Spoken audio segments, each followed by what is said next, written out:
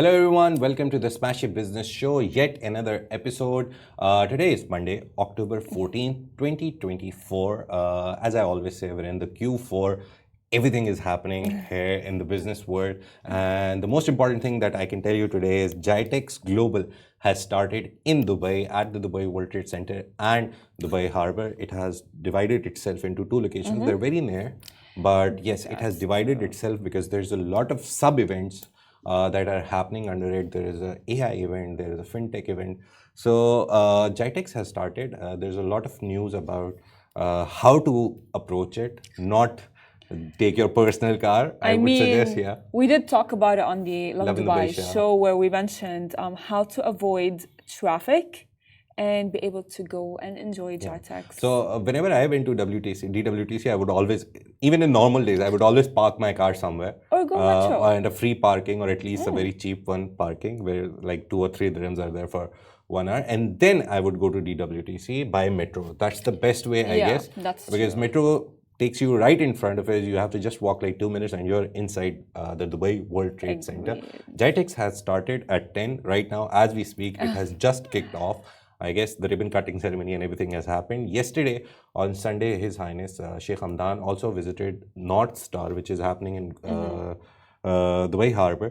So there, the exhibition and everything started yesterday. Jitex Global is opening today. RTA has a very long plan for it. They're trying to maintain traffic. So that's the good part. They are, and even we talked about it on the Love in Dubai show. There's a new bridge on Al Khail Road that has opened, and it's supposed to cut the traffic time from like 15 minutes, I'd say, to 3 minutes only, which is really good. It's amazing. It's good for the people who are traveling by car. But again, use public transport as much as possible. Be safe on the roads. Don't try to rush. Go at an earlier time if you're traveling to the World Trade Center, or if you're traveling on that road, because there will be a lot of traffic. Everyone will be trying to get in early. But try to avoid, always check your route wherever you're going. Always check Google Maps, Waze, whatever you can, and be careful. Let's talk about whatever happened on the weekend. There's a lot of things that happened on the weekend. So which is what I want to ask you. So Tesla shares have dropped.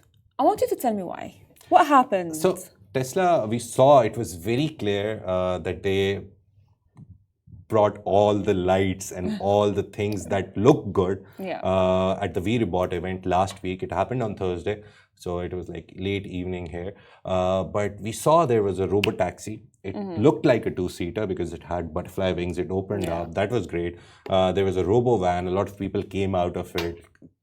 They said that it can accommodate up to 20 people, but when they showed the inside, people would be scramming for space if there were 20 people. So Elon Musk presented the future for us, but the shareholders for Tesla, they had a problem with it. They thought that it was not up to the standard and the details were missing. So robotaxi, he sat in it, it drove around and came back, he got off from it. But no one understands that how would you accommodate only 2 people? Is there a back seat? How does that operate? Apart from that, the robotaxi, investors were looking for a ride-hailing service app coming with it, like Careem, Uber, all these things. Yango we have so many ride-hailing apps. So investors thought that he would present an idea at least of the ride-hailing. Something like that. Yeah, but he completely missed it. He completely either forgot it, which is impossible because he doesn't forget anything. So they skipped over it. So the plan is there. They gave a price range for it as well. The robo-van, the taxi, they're nearly around the region of $20,000 or $30,000, which is usually for a new car in the US. And they're trying to launch it this year, the robo-taxis, to people. They're trying to give those as cars to people to check it out. The northern part of US, they're going to launch it. So a lot of things happened, but the investors were not happy. I mean, of course, because like investors, when I think how their investing mindset or thought process works, is the fact that it needs to be convenient. And maybe the robotaxi was so not convenient because like they knew that like if it's not going to be fitting. And if it's like a 2-seater, then how would that be convenient to actually invest in that and later on maybe accommodate to the public. And again, details are very important, I believe. I would have, if I was an investor, I would also be like, okay, sell the stocks. There's something fishy going on. Because again, if you're not telling the details and you're just creating a show for people, that means you're hiding something. And I don't know what they're hiding. The Optimus robot was the highlight for me. They're supposed to be house help robots. They can pick up glasses, they can pick up your mail. A lot of features were like they could break into crazy dance moves. That was the part. I saw a video around 2021. A man who wore a robot costume was shown dancing at a Tesla event, and now they actually presented those robots and they were breaking a move. There was videos of people having conversations with the robot. That's so one guy asked him like, what's the worst thing, like what is the most difficult thing about being a robot? What was and he said that it's learning to be human enough to interact with you. I had seen the video and let me tell you, I freaked out. I was like, there's no way, because like, in a world and a time where like, of course, the shift towards technology all happened after COVID had kicked. However, of course, like seeing the video just like makes me think in a way that, our world is actually shifting into a digital AI control world. I would say it's becoming an episode of Jetsons. I don't know if the new generation have seen those cartoons. They had Skype, they had Zoom, they had everything in the cartoon. Like it's a very old 90s, 80s cartoon. I was a kid when I used to watch these, but they've like disappeared after that. But it had flying cars, flying taxis, it had everything. So true. I guess it's just like an episode like Simpsons. Oh my God. Anything that happens in the world, Simpsons has an episode about it. That's creepy, you know what I mean? But I genuinely think, like, would you keep a robot at home for help? But still, like the human factor is still missing. Like robots can never be human. And as well, like, we go like, oh yeah, they're going to steal our jobs. I actually, our CEO, Richard, knows I fear AI. I used to say that all the time. Like, I fear AI, I fear AI. Yeah. But then I came to realize that AI might be able to do your job, but nothing can do your job better than a human like you. You know what I mean? No. The human factor, it's a very missing factor, and that can never be installed in robots. No, in regards to AI, I remember I was reading a column from some AI scientists recently, and his opinion was that AI will do all the menial tasks, the mechanical tasks that humans have to do. For example, typing. Just take typing. We are very good at typing, but it still took us time to write a 3,000, 4,000 page report. AI can do it like this within a minute. Exactly. And then if you proofread it. It'll take that part, but it'll give you more time for creativity. That's true. Yeah. So if you're spending 1 hour on writing something, now the writing part has become like 5 minutes hardly. That's true. The only thing that remains is 45, 55 minutes for you to think about it, the angle, what you're writing. If you're writing book, anything, you have more time for that creative freedom. So that's 100%. The good part. 100%, I do agree with you. However, like speaking of the Tesla shares, I would like to believe that Elon Musk thought of it in a very smart way. Yeah. He thought in a way that, what, if it's a two-seater, because like why would anyone get in a taxi, like if it's a lot of people, but if only one person gets in the car, or two people get in the car, the robo-taxi, then more of the robo-taxis are going to be on the road. And maybe people will use robo-van then. Oh, yeah. So if you're going alone, robo-taxi is cheaper. If you're going in like numbers, maybe you can hire a robo-van. 100%. So yeah, that happened. There's a lot of details that will eventually come out. So we'll talk about it, obviously, on the show. Moving on to Elon Musk's another venture, SpaceX, which is like the second biggest funded startup in the world right now. There's ByteDance, there's SpaceX, and then there's OpenAI. They recently closed 158 billion valuation, got $6.6 billion in venture funding. MGX, one of the subsidiaries of G42, was also a part of it. So SpaceX has got its rocket booster back. It's in the history, the first time in the history that it has happened. Usually a rocket is very simple. It has two parts. One part which houses the people who are going somewhere, like Moon, Mars, wherever you want to go. Musk's plan is for Mars eventually, but going to the moon is also one of the things that you do when you sit in a rocket. But there is a booster part, the under part, which boosts you to the Earth's atmosphere, and then it disconnects and falls down. So he had this idea that we should try to cut the cost, make it cheaper to go to moon or to space. So he wanted to catch that rocket back and reuse it. So he did it with Starship. Starship is their main, what would I say, rocket, main idea for the rocket. And Starship went up in the air yesterday in our evening time in UAE, and the booster came back. While it was falling down, I remember out of the 33 engines which it has, or 33 boosters it has, 3 like burnt up again, and then they guided it very nicely back into a very big giant structure. It was like an arm, so it caught it. And this is the first time they experimented with it, and it was successful. That's the good part, that they caught the rocket booster, and it is like the very first baby step that they've taken to make space travel cheaper. This is not something that you would see normally. People don't like to catch rocket boosters back. This happened for the first time. It's a historic moment. Again, we'll have more discussions on it, whether they'll start moving people soon enough out in the space. People are still going. A lot of people pay a lot of money just to be there, just to look at the Earth from space. That's true. But yeah. Yeah. And as well, I remember there has been like a trip to Mars, kind of like a campaign that was there. And I remember thinking, like, we are now like living in a world of, like, you know what, the whole universe as a whole is all, you know, taken into consideration. And I guess maybe people are bored of the attractions on I Earth. think I don't they know. just want to go like, to space now and have something new. Yes, 100%. And I guess the rich people have a lot of money. Talking about rich people, recently in the morning we did a story that one guy bought a 8 million dirham number plate at an RTA auction. The number was AA17. It's a very rare number because AA you get very difficult. Yes. So he bought it for 8 million. So just like trying to put something in as well. So SpaceX, they successfully caught their rocket back. Good thing. We'll have more on it as things develop. Obviously, every day some news will come that how it will affect it, how much cheaper will space travel get.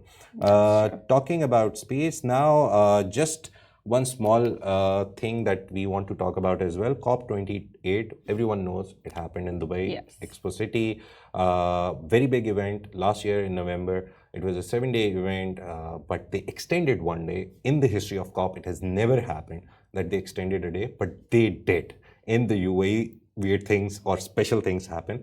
They extended a day, and Mr. Jaber, His Highness, His Excellency actually, Sultan Jaber, who is the head of ADNOC, he brought everyone to the table, 198 countries, and they signed the UAE consensus. And that was one of the historic moments that happened in COP over the last 27 editions. The COP29 is happening in Azerbaijan, Baku. So before that, they've released a small documentary. Yeah, I believe it's called Eye of the Storm. Yeah, Eye of the Storm. So that's beautiful. Yeah, so it shows you how it all happened. Go watch it, enjoy it. It's a very big moment. A lot of people don't talk about COP that much. It happened. There was not. I was here, so I, as a journalist, thought there was not enough coverage on it, like good coverage on it. There could have been like 1 million things that could have been done about it. But it, as a person who lives in UAE, it was a very proud moment that they hosted COP. By the way, 100%, because we have over the past years we have heard over and over again about how the UAE is prioritizing the environment. Yeah, sustainability is key to everything now. Not using plastic bags, shifting to paper bags, maybe. Not having many not cars just on the like roads. These small steps. It's like at the government level, at the highest level, sustainability is the topic. Whichever company you look at, they have now their own sustainability officers. I always thought, what would they do? But we recently hosted, I remember, a guest from Tetra Pak, one of the biggest packing companies in the world. And he told us about how it is very important that first moment a carton is made, then it goes to its final destination, and then it comes back. So there's a whole circle, there's a whole value chain that they created. Their sustainability is very important. Again, it was coming from an expert, so I understood it better, that value chains are very important. And then he told a story, I remember, that there's a dumping station here in Dubai or maybe Sharjah. Usually they used to charge like 10 dirhams for one big truck, and now they're charging 100. So companies are now reducing their waste actually, because they don't want to spend a lot of money on that. And as well, by the way, like, mind you, that this awareness came again, sorry to bring up the hard times after COVID, because like what happened is during COVID, there were not many cars out, you know, in the world or around, driving around. I could feel it in the air that I could breathe easily. There was even like I remember there was like a demograph of the world, and specifically Dubai. I remember watching it and seeing the picture of like how the air around was before versus how the air was during COVID when everyone was in lockdown. Right? It was way better. It was, you know, like there weren't any toxins around. All of that because of the carbon that is emitting out of the cars. So, and ever since that happened, I think the UAE looked at that demographic and then thought in a way that, you know what, that's good. That's it. We need to go back there. To that level. Let's go back. So, all this stuff. And then there's UK British media mogul. He's a UK British media mogul. Richard Desmond. He has gotten a Dubai golden visa. So the news is he's the former owner of Daily Express and Daily Star, two very big publications in the UK. And he has secured a golden visa. The golden visa basically allows high net worth individuals and entrepreneurs to reside in Dubai without like renewing their visa after every 1 or 2 years.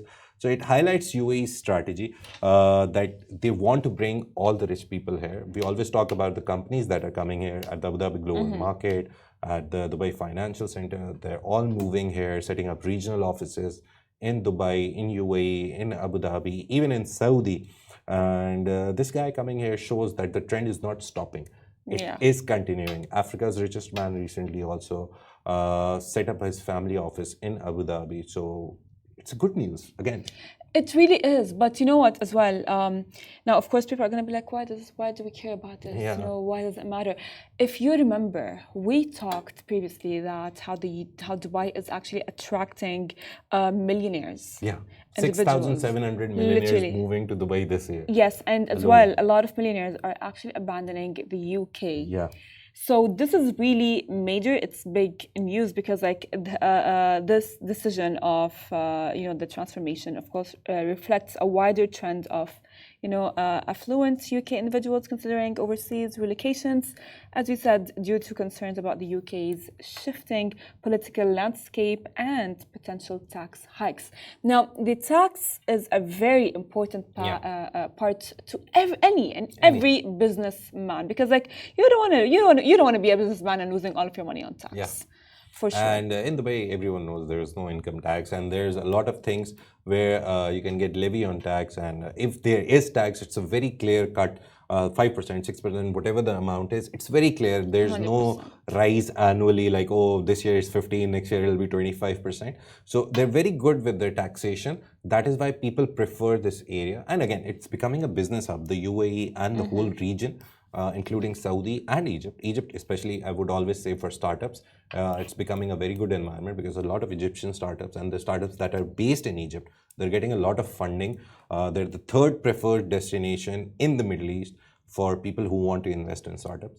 And I remember we had Exit MENA CEO, co-founder come on the show. I was not there. You or I remember Rich did his interview, and he said a very important thing, that Egyptian pound coming down, it's making the startup acquiring, like M&A activity, basically if you merge with the startup or you buy them, it's becoming cheaper. So if I am an investor, I would go to Egypt and buy a startup for 5 million, which would have costed me around 15 million.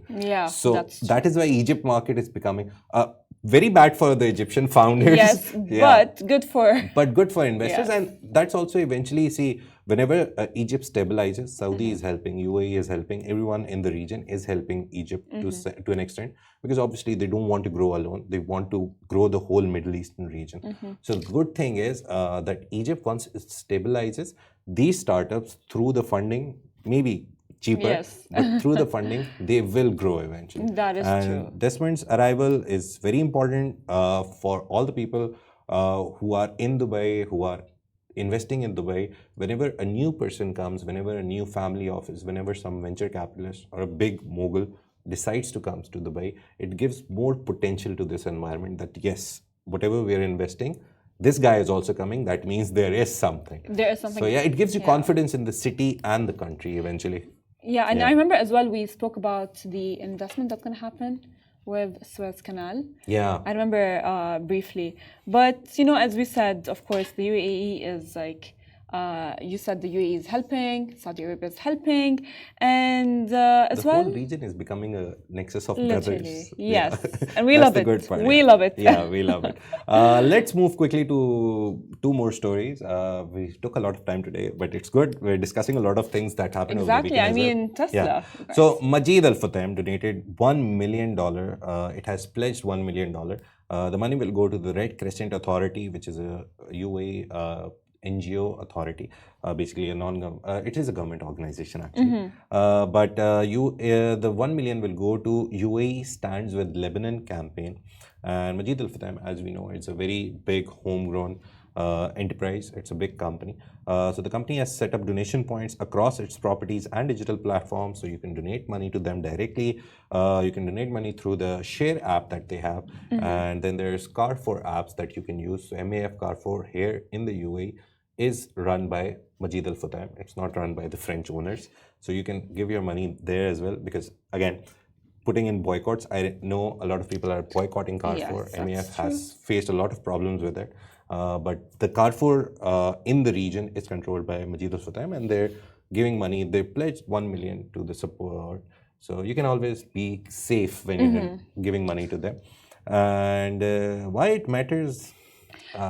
Of course, now people are thinking, you know, why do we care, or why does it matter? Because like this donation demonstrates Majid Al Futtaim's commitment to the Arab community, and as well not only to the Arab community as to the responsibility that the UAE has held as a country towards Lebanon, because like we know that the UAE is holding a campaign. The UAE stands with the Lebanon campaign. You talked about Lebanon Bay Show, right? On Saturday, Sunday, they had a whole big campaign. Today we talked about it. We talked about how they are holding like this donation campaigns in Expo where people can donate. And as well, I have seen the cutest video of a mother telling her daughter, she gave away her like a lot of things like food, milk, things like that. She was like, take them. And then she's like, oh, they're for me. And then she was like, no, mom, they are for, you know, the people of Lebanon. And that is very sweet. And of course, so like this move by Majid Al Futtaim just like shows that he is actually standing in solidarity with the people of Lebanon, the Arab region, and as well the UAE, and following UAE's plans. Yeah, and it was not only Lebanon. Before Lebanon, the whole crisis started, the invasion by Israel started in Lebanon. There were a lot of efforts, a lot of money that went to help Palestinians as well. I remember UAE has set up 2 field hospitals. There's a floating ship hospital. There's like 1 million things that the UAE has already done. But this move comes from Majid Al Futtaim. Again, it's a homegrown UAE brand. So it reflects how UAE's commitment to these war-stricken area is. The genocide in Gaza is still continuing. The crisis in Lebanon is still continuing. So these big firms coming in, donating money to the cause, again, really, really, really great move from them. And again, homegrown brand. So it's a great move by UAE. Let's talk about just one last story. I know, again, it's been our 5th story. Lastly, let's go to Tamkeen, human resource company. It's a Saudi startup. Now it's not a startup, actually. They're going public. So they've set a price range. They want to sell their shares between SAR, Saudi Arabian Rial, 46 and 50. They're trying to raise nearly $106 million from this IPO. The subscription period has already started. Institutional investors, individual investors, they can all subscribe to it. October 17th, the subscription period will end, the books will close. I was just explaining to Farah how bookkeeping is done. It's a complicated process. Not everyone understands it. Everyone just sees, oh, IPO is happening, this was evaluation. But it's a whole long, very complicated process. But in very simple words, they'll be selling their shares between 46 and 50 Saudi Riyals. And the banks who are in charge of this IPO, they will open a book and they'll start writing that, oh, this person, for example, X wants to buy 1 million shares for 46 dirhams. But if a company. But if another person comes and says, I want to buy 1 million shares for 47, so they will go to the person who puts the highest bid during the bookkeeping process. It's a big company. It's doing very well in Saudi. So hopefully the IPO will be great and they'll get the amount they want. Well, Tamkeen operates 17 branches actually across Saudi Arabia and as well holds a 4% market share as of 2022 and is aiming to capitalize on the kingdom's growing HR sector and investor interest in Saudi IPOs. Now, the company as well has shown robust financial growth with a CAGR of 17.6% between 2021 and 2023, serving over 1 million households and partnering with 36 global recruitment agencies. Now, this IPO could boost investor confidences in Saudi Arabia's economic reforms and the kingdom's vision for 2030 goals, diversifying its economy. Yeah. We all the time talk about 2030. Yeah, so Saudi Vision is doing great things for a lot of companies that are going for IPO in Saudi Arabia. We talked about Majid Al Oud. It's a very complicated name. I always forget it. But in Arabic it says Al Majid Oud, but English it translates to Al Majid for Oud. So they went on the IPO. Their initial price was 90. They're now trading at 158 Saudi Riyal. So if you invested 1 million, you have now 1.5 million. Same with Tamkeen, they're going for an IPO. Their IPO was oversubscribed in the first hour. That means there's a lot of confidence that when shares actually go to the market, Tadawul, Saudi exchange, and they start trading after the allocation of shares, they will actually go up. So there's a lot of confidence in IPOs in Saudi Arabia. So if you're an institutional investor and if you're listening, go buy it. It's not an advice. Stocks always come with risks. But with the trend that we've seen throughout the year with Saudi IPOs, the prices have either maintained or they've grown. So it's a good trend to see. If you're an individual day trader, I would suggest that look at it and see whatever suits you. Again, stocks come with risks. It's not a sure shot 100% money-making formula. Just look at it, see the trend, and then go for it. So we talked about a lot of stuff. We'll finish the show now. If you missed any of it, we did 6 stories. We discussed a lot of stuff. Tesla's robotaxi, Robovan, Optimus, how even after such a flashy show, the share prices fell down. We talked about SpaceX successfully catching back their booster rocket. For the first time in the history, this has happened. We talked about that, and we talked about a lot of other stuff happening in the Middle East region. If you missed any of it, just go to our YouTube, watch it, go to our Smash TV app, watch it. Again, you can follow us on all our social media channels. We're there everywhere. We're live on TikTok, we're live on Insta, every day at 10 a.m. in the morning. So thank you so much for joining us. Thank you so much for listening. Thank you so much, Farah, for doing the Love in Dubai show and then joining me as well. Today we're doing the Smashy Sports Show as well. The Smashy Sports Show is all about all the happenings in the region about sports, handball, volleyball. Our Smashy TV app also hosts a lot of live games. So if you're into sports in the Middle East region, you want to watch any team playing basketball, handball, volleyball, just tune into the Smashy TV app or go follow Smashy Sports on all the channels. Thank you so much for joining us. This was the Smashy Business Show brought to you by the Smashy Business Production, and we are a part of Augustus Media Podcast Network. Thank you so much. Take care. See you tomorrow.